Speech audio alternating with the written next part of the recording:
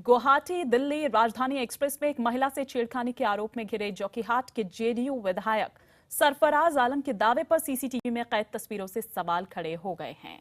Katihar station पर लगे CCTV कैमरे में कैद फुटेज को खंगालने के बाद विधायक सरफराज आलम की तस्वीर सामने आई है।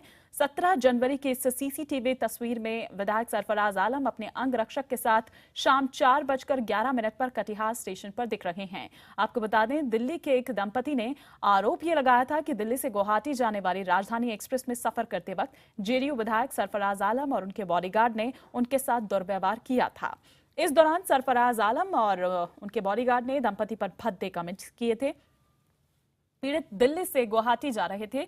ट्रेन जब पटना पहुंची तो विधायक और उनके समर्थक यात्रियों से गाली गलौज करने लगे।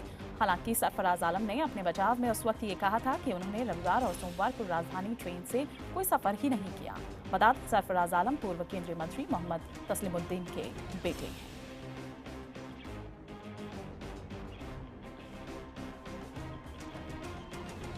और आपको बता दें कि छेड़छाड़ का यह आरोप लगने के बाद मंगलवार यानी कि 19 जनवरी को IBN 7 से बात करते हुए उन्होंने कहा था कि जेडीयू के विधायक सरफराज आलम ने यह कहा था कि उस दिन उन्होंने राजधानी ट्रेन में कोई सफर ही नहीं किया। साहब, आरोप आप पर लगा है छेड़खानी का, क्या आपका कहना है? मैं तो ये पहली बात की है, मामला निराधार है, कोई बुनियाद ही नहीं है। मैं जब उस ट्रेन से सफर ही नहीं किया, मैं जी सरफराज साहब, सफर ही नहीं किया।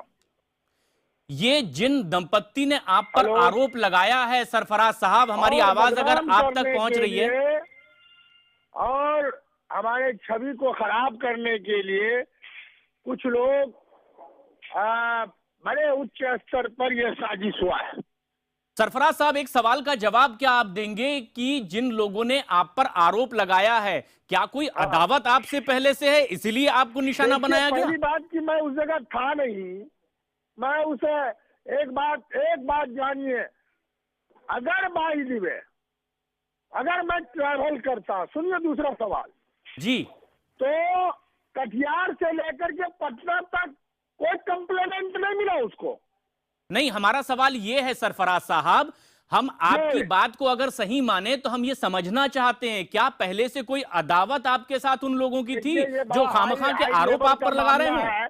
2-4 दिन में सामने आ जाएगा और मैं भी कानूनी कार्रवाई, मैं जो टीवी के माध्यम से देखा है, आपके माध्यम से जाना है, तो मैं भी कार्रवाई करूंगा।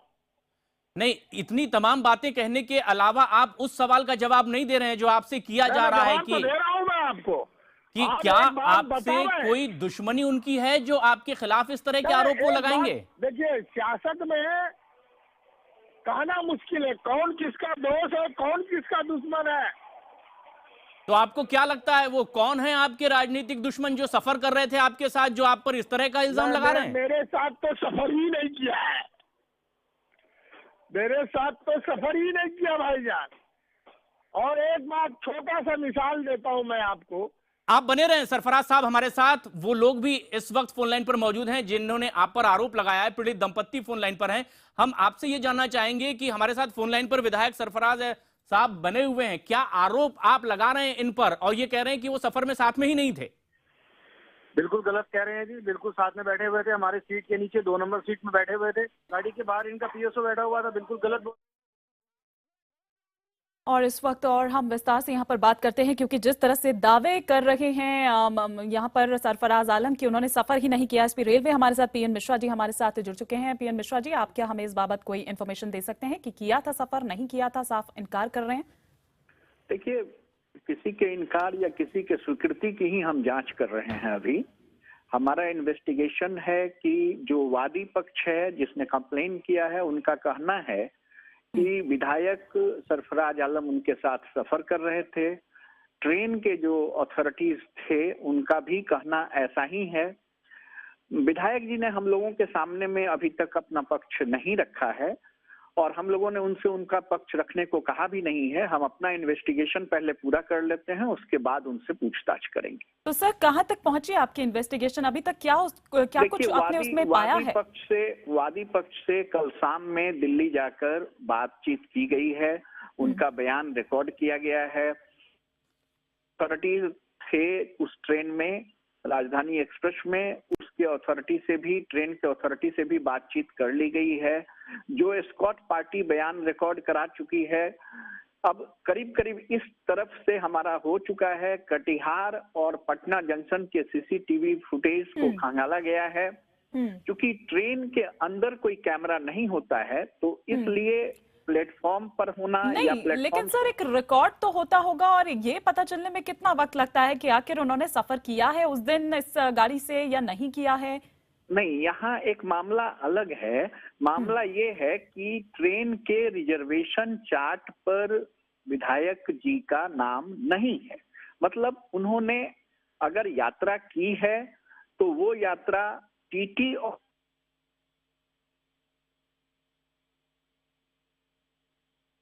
तो SP railway PN Mishra ji हमारे साथ जुड़े हुए थे। हालांकि संपर्क उनका हमसे टूट गया है, लेकिन यहाँ पर वो जो बता रहे थे कि रिजर्वेशन पहले से कोई नहीं था उनका। अगर चार्ट में देखें तो कोई नाम नहीं था। तो अभी ये नहीं कहा जा सकता है कि हाँ उन्होंने सफर किया है उस दिन। जिस तरह से वो रविवार और सोमवार से साफ इनकार करते नजर आ रहे थे कि राजधानी से सफर ही नहीं उन्होंने किया है। हालांकि ये अभी जांच जारी है, जिस तरह से पीएन मिश्रा जी यहाँ पर बता रहे थे। लेकिन जिनके साथ छेड़छाड़ हुई है उनसे कल शाम जाकर बात हुई है, उनसे पूछा गया है कि आखिर क्या हुआ था।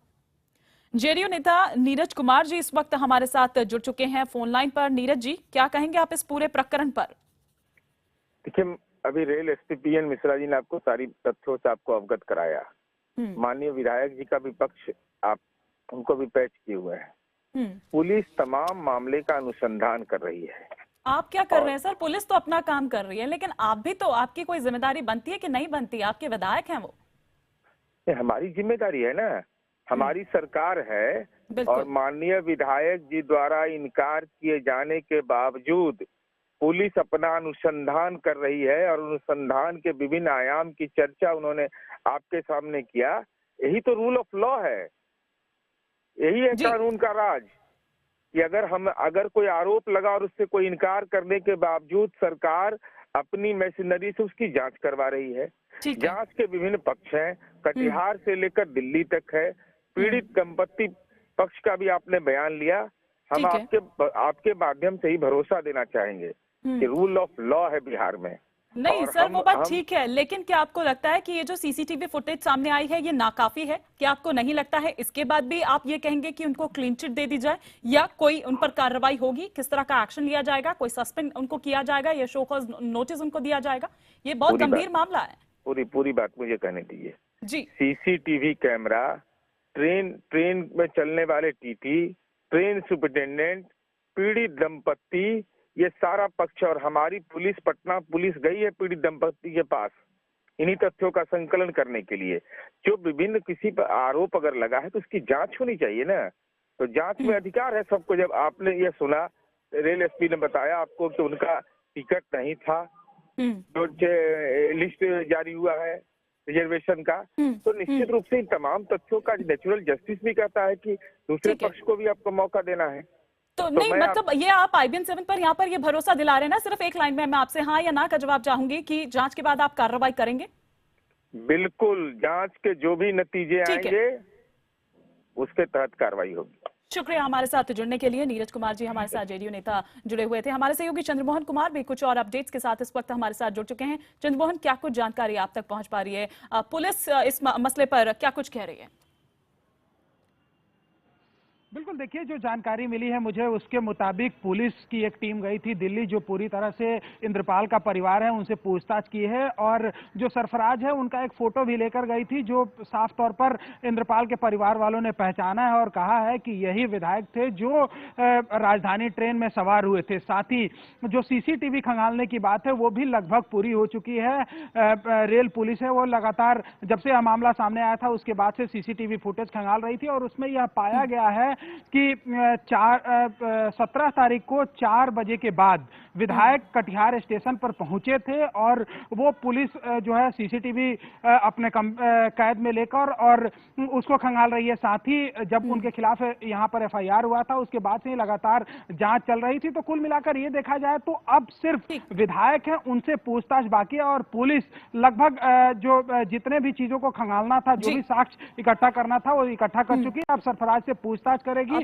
और उसके बाद आगे की कार्रवाई होगी। तो कुल मिलाकर ये देखा जाए तो अब सिर्फ सरफराज से पूछताछ बाकी है। चलिए, तो अब सरफराज से बस पूछताछ होनी बाकी है। आप नजर बनाए रखें, हम लौटेंगे आपके पास। फिलहाल शुक्रिया चंद्रमोहन का हम करेंगे इस तमाम जानकारी के लिए। तो तस्वीरें हम यहाँ पर आपको दिखा रहे हैं।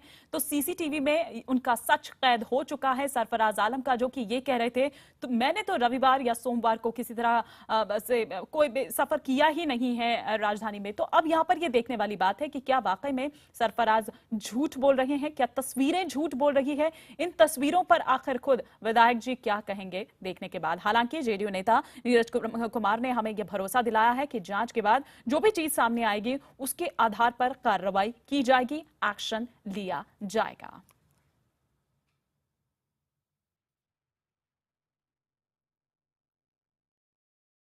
इस वक्त एक और जो दूसरी खबर है वो भी जेडीयू विधायक से ही जुड़ी हुई है, गिरधारी यादव से। बिहार के बांका जिले के बेलहर से जेडीयू विधायक गिरधारी यादव समेत 9 लोगों के खिलाफ अपहरण का मामला दर्ज हुआ है। जेडीयू विधायक के खिलाफ देवघर जिले के मोहनपुर थाने में दर्ज हुआ है ये मामला। विधायक गिरधारी यादव पर महेंद्र वर्मा नाम के एक शख्स अपने बेटे के अपहरण का आरोप उन्होंने लगाया है। आरोप लगाने वाले महेंद्र वर्मा का बेटा सचिन 17 तारीख से लापता है। पीड़ित वर्मा ने आरोप लगाया है कि विधानसभा चुनाव के वक्त जेडीयू विधायक गिरधारी यादव और उनके समर्थकों ने उन्हें बर्बाद करने की धमकी दी थी।